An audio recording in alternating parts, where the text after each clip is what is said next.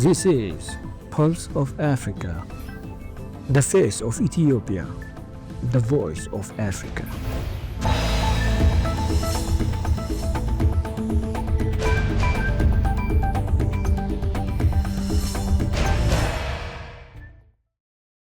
Hello viewers, you're watching Pulse of Africa. I am Samia Mohammed for the main news. First, our top stories for today. Ethiopia and Angola express commitment to strengthen ties. South Africa signs $1.5 billion World Bank loan. European Union and Canada sign security and defense partnership. Now the news in detail. Ethiopia and Angola reaffirmed their commitment to strengthening bilateral and multilateral ties and to enhancing African leadership on the global stage. Ethiopian President Haile Selassie has conferred with the President of Angola and the current chairperson of the African Union on the sidelines of the US-Africa Business Summit in Luanda, Angola. The two leaders discussed areas in which they could further expand and strengthen their bilateral and multilateral relations. Both leaders emphasized the importance of strengthening ties through institutional structures and agreed to invigorate the previously established Joint Ministerial Committee immediately. The two also agreed to direct their ministers to swiftly operationalize the committee. The Nigerian government has pledged a $400 million rare earths and critical minerals processing plant in Nasarawa State led by local firm Hasitins Commodities Limited. The project is expected to create over 10,000 jobs and boost the country's mining sector. Minister of Solid Minerals Development Dele Alake said the plants align with President Tinubu's push for in-country mineral processing. The facility aims to expand capacity from 6,000 to 18,000 metric tons and promote skills transfer, artisanal miner income, and community engagement. South Africa has signed a $1.5 billion loan agreement with the World Bank to upgrade its transport and energy infrastructure and help revive economic growth, the National Treasury announced on Monday. For over a decade, the country has faced economic stagnation with frequent power outages, deteriorating rail systems, and congested ports hampering productivity in key sectors like mining and automotive manufacturing. The government hopes the loan will ease transport bottlenecks and improve energy security. The financing comes with more favorable terms than commercial borrowing, including a 3-year grace period, which is expected to help reduce rising debt service costs. Russia has signed new agreement to strengthen trade and economic relations with Mali, as President Vladimir Putin hosted the West African country's military leader, Colonel Assimi Goïta, in Moscow on Monday. The two leaders met at the Kremlin for 2-hour discussions, according to Russian state media. Putin described the relationship between Russia and Mali as following a positive trajectory through the acknowledged that current trade volumes remain modest. He emphasized potential areas for deeper cooperation, including geopolitical exploration, natural resource development, energy, logistics, and humanitarian efforts. One of the key deals signed was focused on nuclear energy cooperation. In other news, the European Union and Canada have deepened strategic ties with a new security and defense partnership signed at the EU-Canada Summit in Brussels on Monday.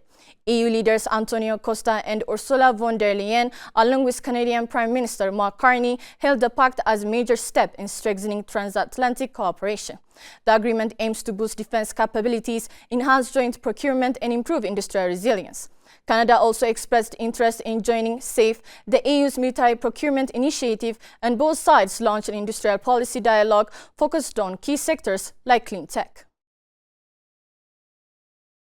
NATO leaders are meeting in The Hague on Tuesday for a summit marked by divisions over defense spending and Ukraine's role. A proposed target for members to spend 5% of GDP on defense, backed by US President Donald Trump, has sparked pushback, with Spain calling it unreasonable.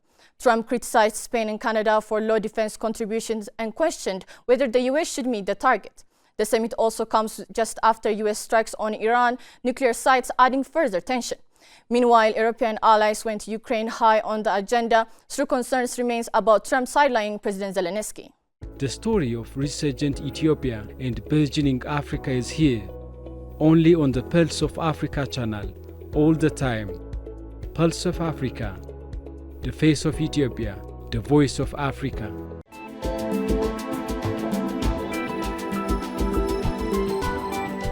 Now to business news.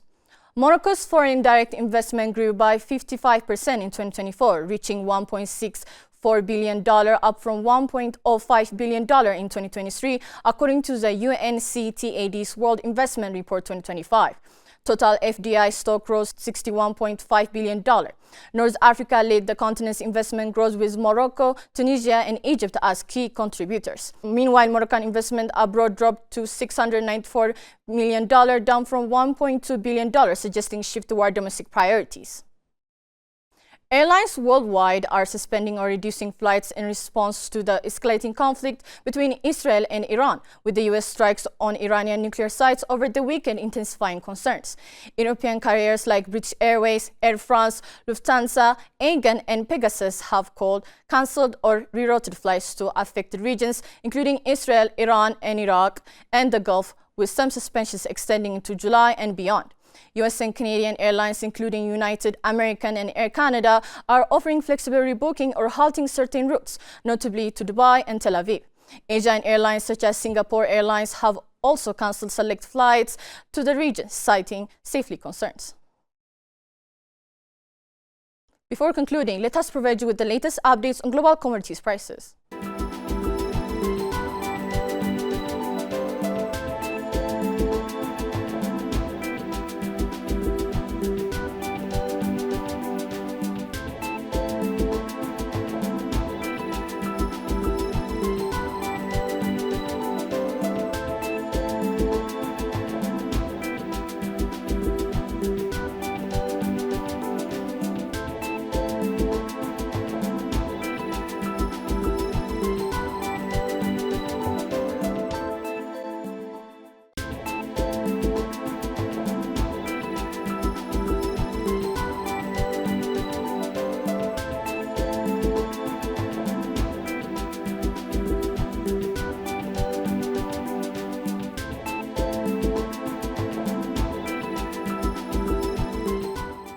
Now to weather updates.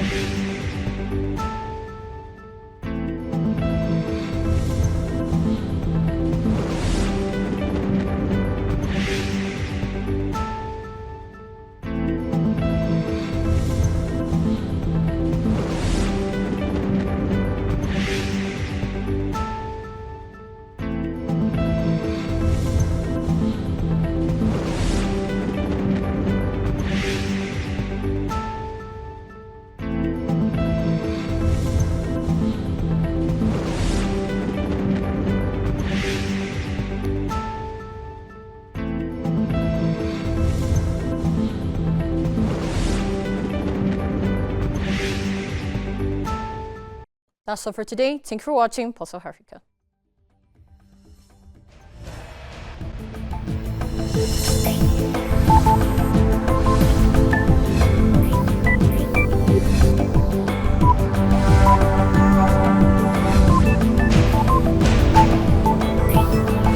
This is Pulse of Africa, the face of Ethiopia, the voice of Africa.